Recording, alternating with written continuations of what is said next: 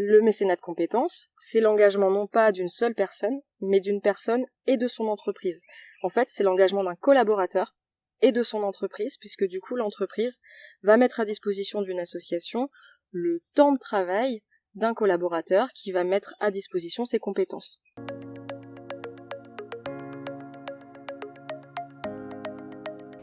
Bonjour et bienvenue dans Écolo au boulot. Je suis Cassandre Joly et mon but est de donner du sens au travail à travers l'écologie.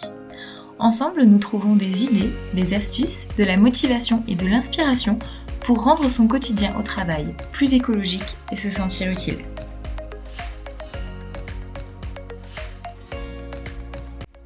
Bonjour, aujourd'hui dans le podcast, on va parler du mécénat de compétences. Ce n'est pas à proprement parler une action pour améliorer l'impact environnemental de nos entreprises, mais c'est une forme d'engagement via son entreprise. Et cet engagement-là, il peut se faire au sein d'une association environnementale, et donc voilà, c'est une forme de s'engager via le travail, donc pour moi ça rentre complètement dans Écolo au boulot. Je vais vous présenter tout de suite mon invité pour parler mécénat de compétences avec nous, mais je vais revenir quelques secondes sur cet entretien. Vous verrez, on a enregistré en pleine campagne, avec quelques bruits parasites, notamment des grenouilles. Ça, c'est la partie marrante, mais avec un bruit de fond qui ressemble à ça. Bonjour. Clairement, on s'en était pas du tout rendu compte sur le moment, puisque comme on avait déjà ce bruit de fond, on faisait plus attention. Alors j'ai réussi à le supprimer au montage, donc vous allez entendre parfaitement ce qu'on dit. Mais du coup, la qualité audio est moins bonne que d'habitude. Surtout, je trouve, à partir d'une 30aine de minutes d'interview où j'ai découvert au montage quelques sifflements. Probablement, je sais pas, des grillons égarés ou qu'il y avait un accent différent, je ne sais pas. En tout cas, j'ai amélioré autant que possible, mais je préfère vous prévenir. Donc voilà, toutes mes excuses. Mais la qualité, en tout cas, de notre échange est là. Et j'espère que vous profiterez quand même un maximum de cet épisode. C'est parti! Bonjour, aujourd'hui, on va parler du mécénat de compétences. Je suis pas experte du sujet, donc j'ai une invitée pour en parler avec nous, c'est Flora. Bonjour. Alors, le mécénat classique, c'est un don. Souvent, on pense au don d'argent à une association pour la soutenir. Et le mécénat de compétences, c'est un don de compétences. Donc en fait, une personne va passer du temps auprès d'une association pour travailler pour elle. Bon, ça c'est un peu ma définition, mais on va voir ensemble comment Flora elle le définit, ce qu'elle en pense et comment elle le met en place.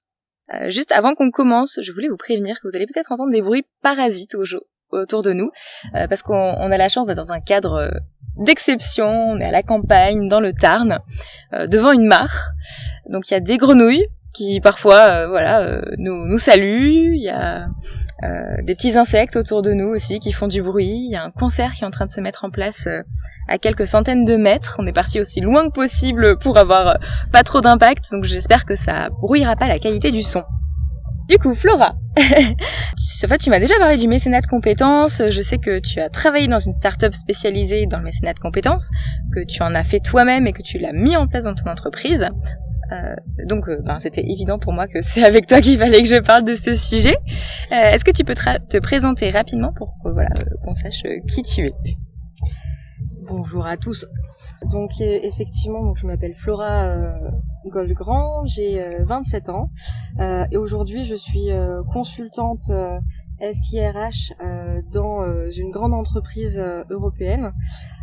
Et effectivement, dans mon parcours depuis l'école de commerce jusqu'à aujourd'hui, j'ai beaucoup rencontré le mécénat de compétences. Depuis ma césure où j'ai fait 6 mois de stage dans une start-up sociale qui aujourd'hui s'appelle Vendredi et qui accompagne les entreprises et les associations à la mise en place du coup de ce système d'accompagnement. Et j'en ai moi-même bénéficié quand j'étais chez Vendredi, lors de mon stage de fin d'études lorsque j'étais chez Leroy Merlin et une 3e fois lorsque j'étais donc dans ma boîte actuelle après que je les ai accompagnés à installer ce dispositif qui n'existait pas jusque-là. Ok, donc tu as découvert le mécénat de compétences via le stage que tu as fait chez Vendredi, c'est ça ? Tout à fait. En fait, c'était la 2e partie de ma césure. Quand je suis rentrée en école de commerce, Je savais pas tout à fait ce que je voulais faire de ma vie, de moi-même, ce qui m'intéressait. Et je m'attendais à ce que peut-être dans les cours que j'allais suivre, j'ai une sorte de révélation. Et en fait, la révélation s'est faite dans la vie associative étudiante, où je faisais partie de 2 associations différentes. Et en fait, je m'éclatais à monter des projets, en particulier des projets solidaires en France ou à l'international. Et c'est vraiment quelque chose qui m'intéressait. Et du coup, quand j'ai mon temps de césure qui est arrivé, j'ai choisi de partir en ONG à l'international. Et en revenant, j'avais absolument pas du tout envie de faire comme tous les autres étudiants de mon école, c'est-à-dire rentrer en entreprise, faire un stage en entreprise de contrôle de gestion, de marketing, ça m'intéressait pas vraiment. Et du coup, j'ai cherché quelque chose d'alternatif et je suis tombée, en cherchant des stages un peu hors normes, je suis tombée sur ce qu'on appelait des stages partagés, qui étaient du coup une formalité de stage, une modalité de stage qui était promue par une start-up sociale qui à l'époque s'appelait Stagiaires sans frontières, qui aujourd'hui s'appelle Vendredi. Et en fouillant un petit peu plus, je me suis rendu compte que eux-mêmes avaient besoin d'un stagiaire, et donc j'ai sauté sur l'occasion. Et voilà, donc ils étaient tout petits à l'époque, ils étaient que 2, je crois que j'étais la 2e stagiaire qu'ils avaient, et on s'est retrouvés à 3 à essayer de construire quelque chose pour que l'organisation puisse grandir. Et à la fin de mon stage de 6 mois, on était 7. On a commencé à ressembler à quelque chose, et en fait ce qui était génial, c'est que dans le cadre de ce stage où j'étais là pour accompagner la structuration de l'organisation, j'ai pu moi-même du coup expérimenter le mécénat de compétences en tant que stagiaire, où du coup 1 jour par semaine j'allais chez Make Sense, qui est une association, et en particulier dans l'incubateur de Make Sense, pour rencontrer des entrepreneurs qui me racontent leur histoire entrepreneuriale, leur création, leurs rêves, et que je puisse valoriser leurs aventures en écrivant des articles, des portraits. Donc ça permet, voilà, l'idée c'était de mettre ces articles en ligne et donc de valoriser leur travail. C'était ma première expérience de mécénat de compétences, et en étant du coup à la fois dans les coulisses parce que je voyais comment ça se construisait, comment on accompagnait une association à accueillir quelqu'un, et comment on accompagnait une entreprise à accepter de mettre à disposition ses collaborateurs, et en même temps en tant que volontaire, puisque du coup j'expérimentais moi-même cette modalité un peu particulière. Top. Et ça existait déjà, le mécénat de compétences en France, ou est-ce que cette start-up, cette association, c'était une des premières à proposer ça ? Ça existait déjà, la réglementation le permettait déjà. Alors honnêtement, je ne sais pas depuis quand exactement, et je ne citerai pas l'article correspondant, mais ça existait déjà, mais de manière parcellaire, en cas par cas. C'était vraiment voilà, il y avait quelques organisations qui commençaient du coup à s'intéresser à ça, mais voilà, Stagiaires sans frontières aujourd'hui Vendredi, c'était une des premières organisations à vraiment proposer un dispositif, un accompagnement qui permettait de démocratiser cette modalité au sein d'une entreprise et d'offrir cette opportunité à un grand nombre d'associations. Ok, ça marche. Et alors, on a dit mécénat de compétences plein de fois. Toi, comment tu définis, comment t'expliquerais ce que c'est à quelqu'un qui en a jamais entendu parler, qui sait pas de quoi il s'agit? Le mécénat de compétences, c'est une forme d'engagement, tout comme un volontaire service civique, et tout comme un bénévole en association. Sauf que le mécénat de compétences, c'est l'engagement non pas d'une seule personne, mais d'une personne et de son entreprise. En fait, c'est l'engagement d'un collaborateur et de son entreprise, puisque du coup l'entreprise va mettre à disposition d'une association le temps de travail d'un collaborateur qui va mettre à disposition ses compétences. À côté de ça, effectivement, on a le bénévolat qui n'engage que la personne concernée, que le citoyen concerné, qui va mettre du coup à disposition ses compétences éventuellement et surtout son temps personnel auprès de l'association. Et on a le volontariat qui est une forme de bénévolat encadré, si on peut le dire comme ça, où du coup il y a une réglementation, voire parfois des indemnisations, typiquement le service civique, le VSI, qui du coup, voilà. Volontariat de solidarité internationale, c'est la VSI ? Volontariat de solidarité internationale. qui d'ailleurs qu'on connaît aussi chez Envolver. Ouais, parce que on l'a pas dit. En fait, voilà, on va revenir dans l'intro. Flora et moi, on se connaît parce qu'on est dans la même association qui s'appelle Envolver.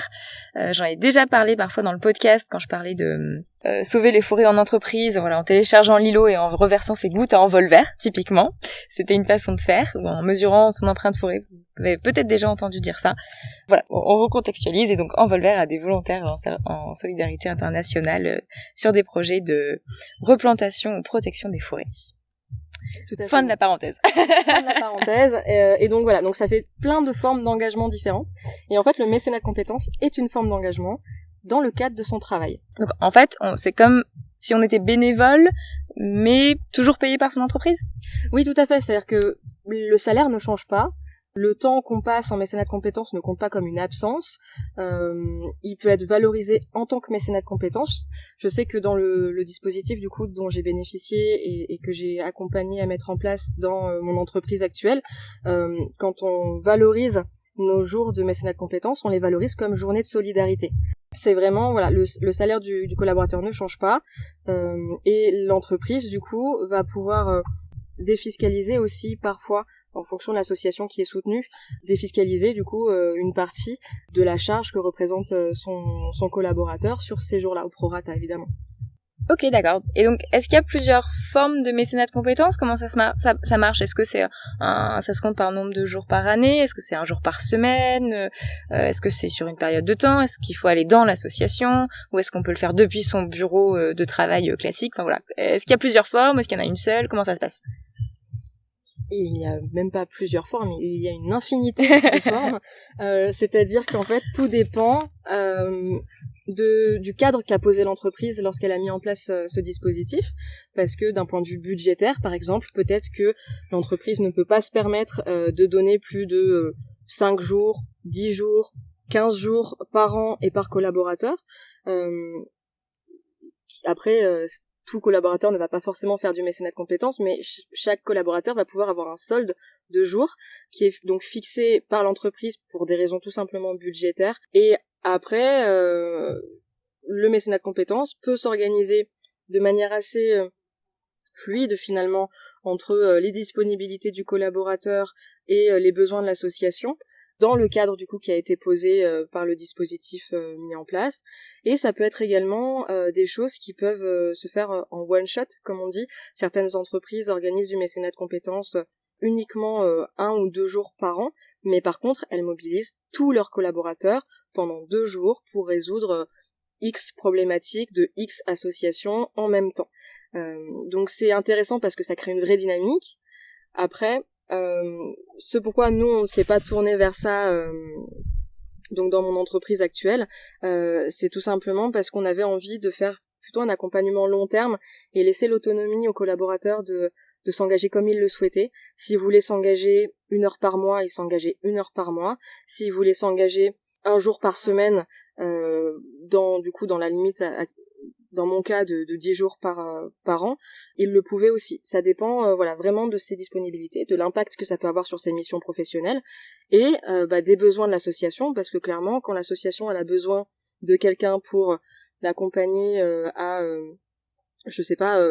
préparer une stratégie de communication ou simplement rédiger une newsletter 1 fois par mois, et c'est pas du tout le même type d'engagement. Du coup, pour rendre tout ça un peu plus concret, est-ce que tu peux nous raconter comment toi tu l'as mis en place dans ton entreprise, ce mécénat de compétences ? Qui est-ce que tu es allé voir ? Qu'est-ce que tu leur as dit ? Et comment ça s'est structuré ?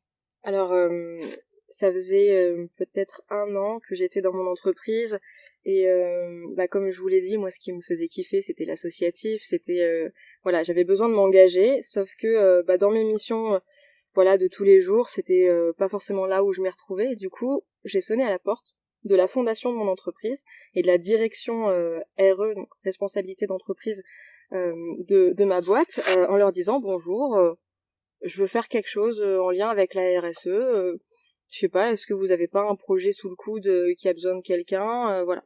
Et il se trouve qu'à ce moment-là, on était dans une phase de transformation d'entreprise et il y avait tout un stream de travail et en particulier un stream de travail, on va dire une grosse équipe de travail qui s'était organisée autour de la RSE, qui avait plusieurs chantiers qui étaient ouverts, et en particulier un sur le mécénat de compétences. Alors il s'agissait pas forcément de le mettre en place, parce qu'on fallait y aller doucement.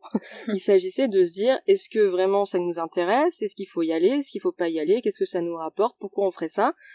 Et comment ça se passe? Qu'est-ce qu'il y a derrière? Voilà. Fallait explorer un petit peu. L'idée, voilà, c'était d'explorer ce que c'était que ce mécénat de compétences, parce l'entreprise entendait parler beaucoup de mécénat de compétences autour d'elle, mais voilà, il y a eu quelques cas individuels, négociés, très particuliers, qui avaient été mis en œuvre, donc c'était pas non plus totalement étranger, mais on savait qu'il y avait par exemple des concurrents de mon entreprise qui avaient des dispositifs extrêmement matures, et du coup ça nous interrogeait. Et donc on s'était dit pourquoi on se lancerait pas. Et donc j'ai dit banco. Et en plus j'ai travaillé dans une start-up qui faisait ça, mais allons-y. Et du coup j'ai intégré ce groupe de travail, et on a passé 1 an, parce que du coup c'était en plus de mes missions habituelles. On a passé 1 an à faire en fait tout simplement un benchmark, à essayer de comprendre, du coup, regarder toutes les études qui avaient été faites. Par exemple, la Fondation SNCF a produit une étude très intéressante, Pro Bono Lab également. On a regardé toutes les organisations, enfin toutes, je peux pas dire qu'on a été exhaustif, mais en tout cas on a essayé de l'être, toutes les organisations qui nageaient un petit peu dans ce milieu-là. On en a identifié quelques-unes, y compris vendredi, du coup, qui pouvaient éventuellement nous aider à le mettre en place. Et en fait, ce qu'on a appris, c'est que on était très en retard, parce qu'en fait, il y avait énormément d'entreprises qui avaient déjà mis ça en place, et nous, on était à l'âge de pierre, et 2, qu'en fait, c'était quelque chose de très satisfaisant pour les collaborateurs, qui rapportait en fait beaucoup à l'entreprise, parce qu'en fait, il y a des bénéfices indirects qu'on n'imagine pas forcément au premier abord, mais qui ont un impact vraiment intéressant pour l'entreprise. Et qu'en fait, il y avait des organismes qui étaient là pour nous accompagner à le mettre en place, et que on pouvait le faire en fait, on pouvait y aller. Et donc on a présenté un bilan de tout ce travail à la direction de l'entreprise. Et justement, c'est quoi les avantages indirects dont tu parles? Est-ce que c'est tu disais les collaborateurs sont satisfaits, donc voilà, je pense qu'en termes de peut-être rétention, ressources humaines, il y a peut-être moins de turnover si les salariés ont ce mécénat de compétences qui fait sens dans leur travail. Est-ce qu'il y a d'autres avantages indirects comme ça?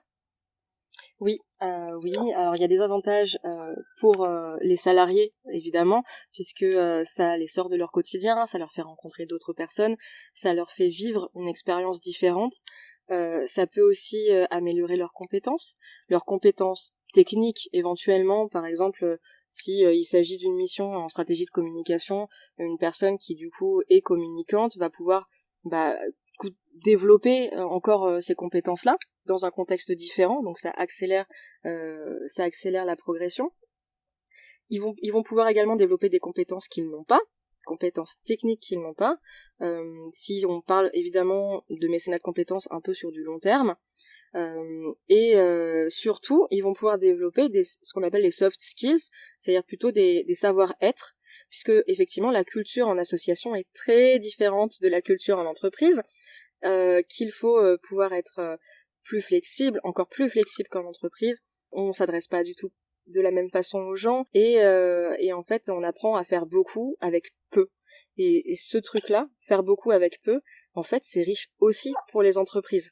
Et donc le collaborateur vit cette expérience à l'extérieur, et puis après il revient dans sa boîte. Et en fait tout ce qu'il a appris, il le met en application également pour ses clients, et pour produire encore mieux ce qu'il faisait dans son poste habituel. Donc ça c'est l'avantage pour le collaborateur, et puis du coup j'ai fait la transition avec l'entreprise, parce que du coup l'entreprise aussi elle y gagne parce qu'effectivement les compétences de ses collaborateurs s'améliorent, donc en termes de GPEC, etc. c'est GPEC, pardon, c'est très RH, donc en termes de gestion des compétences, c'est quand même gestion des compétences, c'est quand même un avantage. Effectivement, tu l'as mentionné, le turnover. Donc, le turnover, ça coûte très cher à une entreprise. Sans donner de chiffres, on va dire que un départ, c'est à peu près 3 mois de salaire, ce qui fait qu'une entreprise, elle a pas forcément envie de voir ses ces gens. Une entreprise n'a pas forcément envie de voir ses collaborateurs partir, d'une part parce qu'elle perd la compétence, et d'autre part parce qu'en fait ça coûte cher du coup derrière recruter quelqu'un, le former, etc. Elle a investi sur ses collaborateurs, du coup elle n'a pas forcément envie qu'ils aillent ailleurs. Et donc effectivement le turnover c'est un sujet important, et le fait de faire du mécénat de compétences, ça renforce le sentiment d'appartenance à l'entreprise, ça renforce le sentiment de fierté d'appartenir à cette entreprise, et ça répond à un besoin de sens des collaborateurs qui fait que ils auront plus de chances de rester. Il y a pas mal d'études du coup qui le démontrent. Et un autre avantage auquel on pense pas forcément pour une entreprise, au-delà de l'image et au-delà de la défiscalisation qui voilà sont, on va dire, des avantages pragmatiques basiques que peut avoir un business, l'entreprise, ça lui permet aussi de se mettre en contact avec son écosystème. C'est-à-dire que du coup, elle a un moyen d'être partenaire de manière différente avec une association, avec une organisation qui peut-être a un lien avec son cœur de métier, et ça va lui permettre du coup de renforcer ses liens avec son écosystème. Et c'est quelque chose qui est de plus en plus riche aujourd'hui et qu'on laisse un peu trop de côté parfois. Le réseau. Ok. Donc on voit que c'est pas vraiment une démarche personnelle du salarié, c'est une démarche d'entreprise, mais ça peut être amené par un salarié. Et comment on fait pour amener ce sujet en entreprise ? Je t'ai arrêté tout à l'heure au moment où tu nous racontais que vous avez présenté le projet à la direction. Donc on comprend on comprend que chez toi ça a fonctionné, mais je sais pas s'il y a eu des résistances. Est-ce que vous avez préparé des arguments au cas où la direction soit pas super chaude? Tu nous en as exprimé beaucoup là maintenant. Voilà, comment tu nous conseilles d'amener ce sujet, et comme ça je te laisse finir aussi sur qu'a répondu votre direction. En fait, il faut avoir les bons arguments pour les bonnes personnes. C'est-à-dire que quand on s'adressait au directeur, forcément, on parlait peut-être plus budget. Quand on s'adressait au RH pour leur présenter, tâter un petit peu le terrain, voir ce qu'elles en pensaient, on parlait plus compétences. Voilà. Donc en fonction de l'interlocuteur qu'on a, on oriente notre discours pour faire en sorte que ils y trouvent leur compte. Après, ce qu'il faut se dire aussi, c'est que le mécénat de compétences commence à être relativement bien développé aujourd'hui. Et du coup, avant d'aller taper à la porte de son directeur pour demander à monter un projet de mécénat de compétences, tout simplement se renseigner s'il n'en existe pas déjà un, parce qu'il y a quand même beaucoup de chances pour que ce soit le cas. Après, en termes d'arguments, tous les bénéfices, en tout cas pas tous, mais une grande partie, je vous les ai présentés. On n'a pas eu vraiment de frein au niveau de la direction pour le coup. Et ça c'était vraiment quelque chose de chouette, et je pense que c'est un prérequis à la mise en place d'un tel projet, parce que si on n'a pas le soutien de la direction, on n'aura pas le soutien du reste de l'entreprise en fait. Et là où il peut y avoir des freins, c'est au niveau du management intermédiaire. C'est-à-dire que quand on est manager, qu'on doit gérer un projet et qu'on a un collaborateur qui vient nous dire en disant en fait il y a quand même moi j'ai ce projet-là, j'aimerais bien faire 2 jours pour une association, machin. Donc ça veut dire que c'est 2 jours où il sera pas présent sur le projet, où il sera pas productif, et du coup ça peut inquiéter. Ça peut aussi inquiéter par rapport au poids sur le budget du projet éventuellement. Donc il faut qu'on puisse répondre à ces questions-là, soit par l'exemple, en ayant fait un premier pilote, en ayant démontré que ça n'a pas d'impact sur le business quand on le fait de telle manière, et en ayant du coup préparé une organisation financière derrière pour savoir à quel niveau de l'entreprise en fait va être imputé le coût de ces journées de solidarité.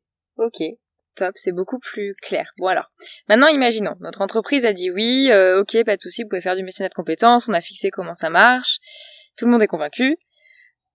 Il faut choisir une association dans laquelle on fait notre mécénat de compétences. Et ça, comment ça marche? Alors peut-être que les entreprises peuvent en choisir certaines qui sont plus en lien avec leur activité. Le salarié peut en choisir aussi, mais comment on trouve la bonne asso quand finalement on n'en connaît pas, ou des choses comme ça? Comment ça se passe? Est-ce qu'il faut aller en contacter? Est-ce qu'il y a des organismes qui font l'intermédiaire? Est-ce que tu as même des conseils sur si tout est possible, sur ce qui est le mieux à faire? Tout dépend du dispositif qui a été mis en place dans l'entreprise. Par exemple, j'ai mentionné ces 2 journées à fond intense auprès d'entrepreneurs sociaux, ou d'associations, etc. En général, c'est le choix de l'entreprise de soutenir en particulier ces associations-là, ces projets-là, de la même manière qu'une fondation d'entreprise choisit quel projet elle va financer. Après, dans, on va dire, des modalités plus flexibles, plus long terme, il y a effectivement plusieurs possibilités également. Soit ça va être open bar entre guillemets, c'est-à-dire que tout collaborateur qui connaît une association peut du coup proposer cette association-là pour être bénéficiaire de mécénat de compétences et l'entreprise va valider ou non le projet. Soit à l'inverse, du coup, parfois certaines entreprises se disent bon bah je sais pas, moi je travaille dans de la fourniture de meubles par exemple, je dis n'importe quoi, j'ai besoin que les associations qu'on va soutenir soient en cohérence avec mes enjeux RSE, et du coup je vais aller plutôt chercher des associations qui vont travailler sur la déforestation ou sur la filière bois ou ce genre de choses, parce que mes produits ils sont en lien avec ce que font ces associations-là, et du coup ça a plus de cohérence et j'ai besoin de garder cette cohérence-là. Et donc, il va y avoir un panel sélectionné d'associations à disposition, on va dire. Et après, il y a l'entre-deux. L'entre-deux, c'est par exemple ce qu'on a dans mon entreprise. C'est-à-dire que grâce à Vendredi, qui du coup nous accompagne, on a à disposition une plateforme qui est accessible pour tous les collaborateurs qui souhaitent s'y inscrire. Et une fois inscrits, ils voient en fait un catalogue de missions ou d'associations en fonction de l'entrée par laquelle ils font leurs recherches, qui vont correspondre par exemple à une cause qui leur tient à cœur, qui vont par exemple s'ils ont un lien particulier avec une association, ils vont peut-être chercher cette association en particulier. Et donc toutes ces associations sont accompagnées par Vendredi pour être en capacité d'accueillir des volontaires en mécénat de compétences. Et côté entreprise, c'est l'entreprise filtre du coup en fonction de certains critères, donc par exemple en fonction d'une cause ou en fonction par exemple de si l'organisation est d'intérêt général. Et si je traduis, ça veut dire est-ce que la mission en mécénat de compétences va être défiscalisable ou pas pour l'entreprise. Je peux choisir aussi le nombre du coup de missions à mettre à disposition, parce que là actuellement dans mon entreprise on est peut-être à 700 associations sur la plateforme, donc c'est énorme. Éventuellement, d'autres entreprises feront le choix d'en mettre qu'une quinzaine, parce que ça sera peut-être plus facile de choisir parmi 15 que parmi 700. Donc voilà, donc c'est assez libre, autant côté entreprise que côté collaborateur, en fonction du cadre qui a été posé. Et du coup, en général, c'est l'entreprise qui propose aux collaborateurs une association, mais avec le système de la plateforme, ce qui est intéressant, c'est que du coup, un collaborateur qui ne trouve pas une association fétiche sur la plateforme peut demander à Vendredi de rajouter l'association. Et si l'association match avec les critères de l'entreprise, elle sera donc à disposition sur la plateforme comme n'importe quelle autre pour faire du mécénat de compétences. Ok. Toi, c'est ce qui t'est arrivé, c'est ce que tu as fait avec Envolver ?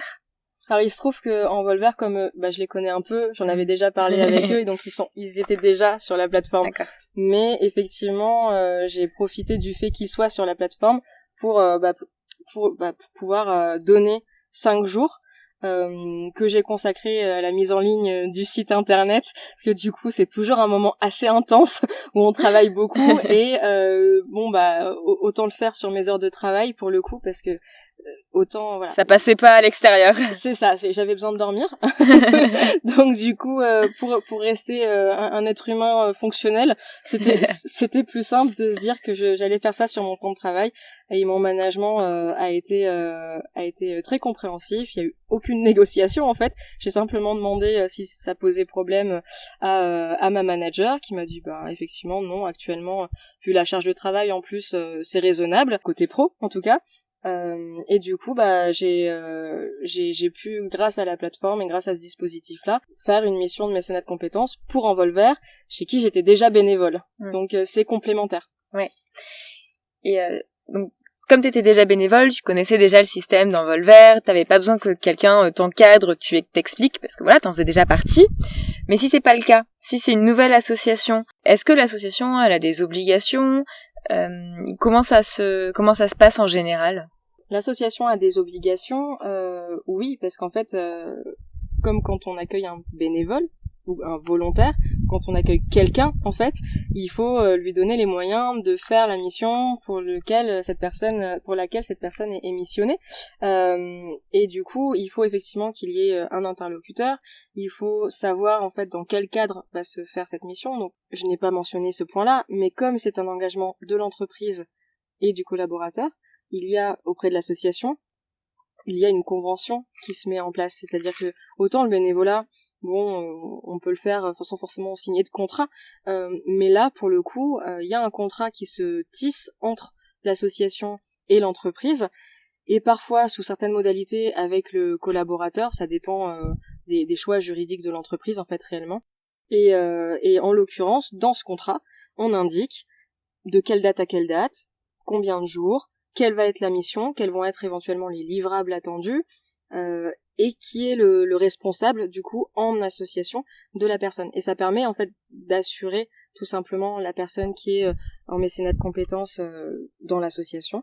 Et l'avantage de passer par des organismes comme Pro Bono Lab, comme Vendredi, qui vont accompagner les entreprises à mettre en place ce genre de dispositif, c'est que eux, ils vont aussi former les associations à accueillir quelqu'un. Parce que du coup, c'est quelqu'un qui vient là de manière ponctuelle, qui effectivement peut-être ne connaît pas du tout le monde associatif, et en particulier cette association, et qui a besoin du coup d'être mis en selle, et donc il faut lui tenir l'étrier pour qu'il puisse grimper rapidement et être opérationnel.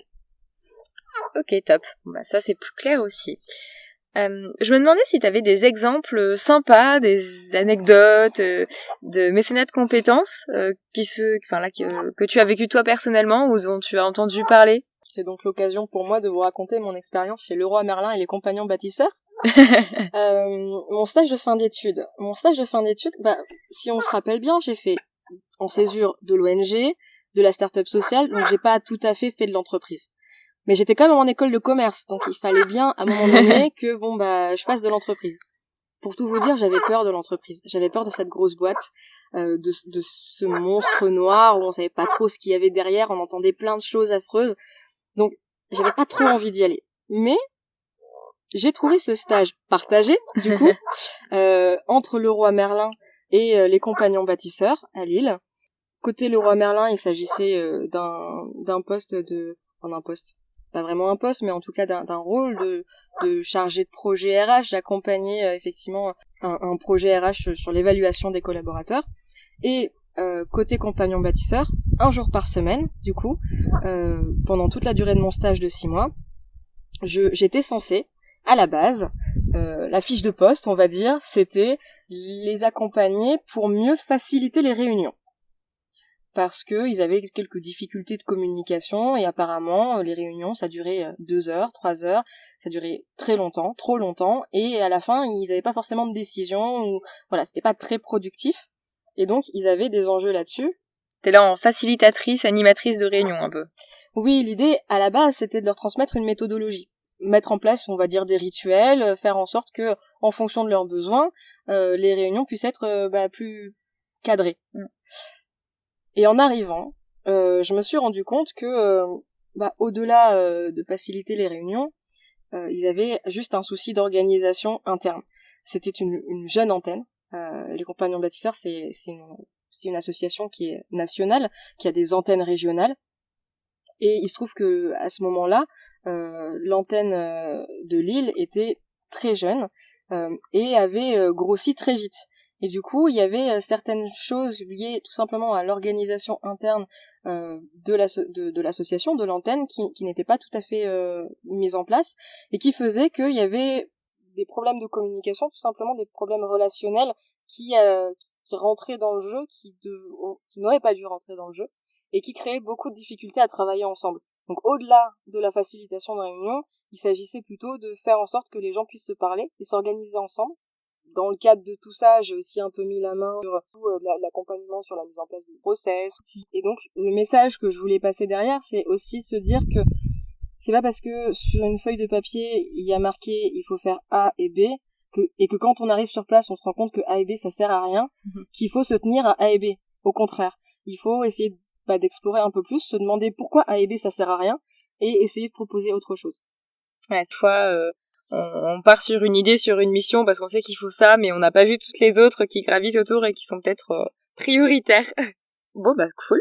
Et est-ce qu'il y a des environnements qui sont plus ou moins propices au mécénat de compétences en entreprise ou d'autres qui sont pas vraiment propices?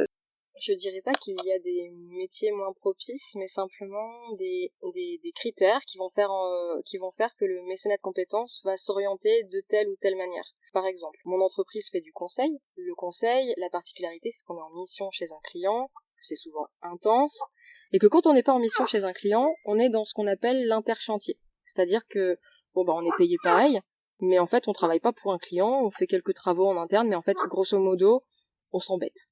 On sait pas trop quoi faire de nous-mêmes. On participe de temps en temps à des réponses à appels d'offres. Voilà, on fait un peu de commercial, mais bon, c'est pas pareil que quand on est en mission, et souvent on s'embête un peu. Et donc typiquement, le mécénat de compétences, il a toute sa place dans cette période-là un peu bizarre du consultant, où il a une charge de travail qui est très réduite, et où c'est justement le moment où il faut l'occuper, lui proposer quelque chose, lui faire voir autre chose. Et ceci dit, la difficulté, c'est que l'interchantier, on le prévoit pas forcément. C'est-à-dire que la mission se termine, certes, mais peut-être qu'on avait une autre mission derrière qui finalement n'a pas été signée. Ou alors on se retrouve en interchantier, et puis du jour au lendemain, en fait, on se retrouve en mission. Donc ça veut dire que il faut que trouver à la fois une mission de mécénat de compétences qui soit suffisamment flexible pour pouvoir supporter ça, et à la fois trouver une mission de mécénat de compétences qui puisse nous occuper suffisamment si jamais ça dure longtemps. Donc voilà, mais c'est une phase par exemple qui est assez particulière et qui peut être propice à beaucoup de choses et qui demande un accompagnement particulier. Après, on peut faire du mécénat de compétences en étant aussi chez son client, mais du coup, c'est des journées qui sont pas facturées. Après, il y a aussi des profils de collaborateurs, sans parler de conseils. Il y a beaucoup d'entreprises qui commencent à développer le mécénat de compétences pour les seniors. Parce que du coup, ces collaborateurs-là, ils ont fait le tour de leur poste, ils s'ennuient peut-être aussi, et malheureusement, ils sont mis de côté parce que la jeune génération est vue comme plus dynamique, ce qui est pas forcément vrai d'ailleurs. Mais du coup, voilà, il y a beaucoup de problématiques autour de ces profils-là. D'autant plus que la retraite arrivant, peut-être que ça peut aussi les aider à préparer leur projet de retraite, à leur faire ouvrir une porte qui est celle de l'associatif. Et donc il y a beaucoup d'entreprises qui mettent en place des programmes comme ça de mécénat de compétences pour des seniors. Et en général, c'est du long terme et c'est plus que 10 jours. J'ai vu certains dispositifs où c'est une année entière de mécénat de compétences. Wow, c'est énorme. D'accord. Bon, et donc ce que je retiens, c'est que c'est si on a un métier où il y a des variations d'activité, où on sait qu'il y a des creux prévus ou pas prévus, mais en tout cas qu'en général il y a des creux, ou sur une préparation de départ à la retraite quelque part, ça peut être un petit peu ça aussi. Okay. Bon, on arrive à la fin de cette interview. On a donné un peu toutes les clés de compréhension sur le mécénat de compétences. C'est notre dernière occasion de motiver les personnes et de leur dire allez-y, parlez-en dans votre entreprise. Est-ce que tu as un dernier conseil à leur donner? Un dernier conseil pour les personnes qui n'ont jamais fait de mécénat de compétences ou jamais fait d'associatif, osez, essayez. Ça vous coûtera rien, honnêtement, mais ça vous apprendra beaucoup. Vous en retirez vraiment beaucoup. Allez-y avec l'esprit ouvert, parce qu'effectivement, c'est deux mondes qui s'entrechoquent, l'entreprise et l'associatif, et qui, quand ils fonctionnent ensemble, fonctionnent merveilleusement bien.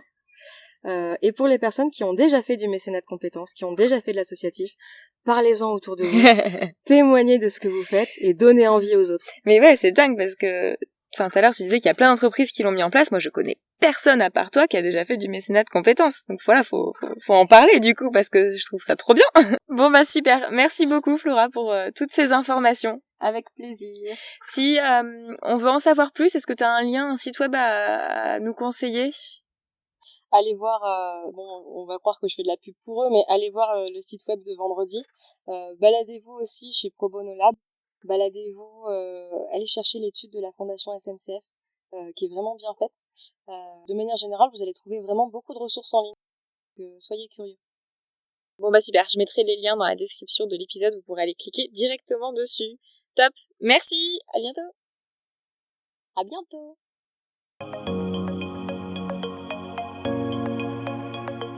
Et voilà pour cet épisode un peu particulier, tant sur le thème que sur la forme. J'espère que les animaux, les insectes, les musiciens, le vent et les autres bruits ambiants t'ont laissé profiter pleinement de cet épisode. Comme je l'ai dit, tu peux cliquer directement dans les liens présents dans la description de l'épisode pour trouver les ressources sur le mécénat de compétences dont Flora nous a parlé. Comme d'habitude, il y a aussi les liens pour rester en contact avec Écolo au boulot. Donc raconte-moi si tu as déjà fait du mécénat de compétences, si tu connaissais déjà, ou si tu as envie de t'en faire après l'écoute de cet épisode. Plusieurs réseaux sont à ta disposition pour ça, mon adresse mail, Instagram et LinkedIn. Tu peux aussi t'inscrire à la newsletter pour être informé des prochains épisodes. C'est tout pour aujourd'hui. Merci et à bientôt. Enfin Silence Silence, on a dit. Elle nous racontait des trucs super intéressants, Flora, là, vous gâchez tout. J'ai chaud, j'aurais pas dû me mettre en pantalon tout de suite. Ouais, mais sinon, Ah eu les je vais jambes continuer vraiment à enregistrer, ça va être très drôle. Je ferai un bêtisier peut-être. Pardon, je t'ai coupé. Non, mais pas de soucis. Tu parlais d'adapter le discours. Oui, adapter son discours. Fais pas genre, toi, je te vois. Ah, ça t'en... Je vais me lever. C'est bon ?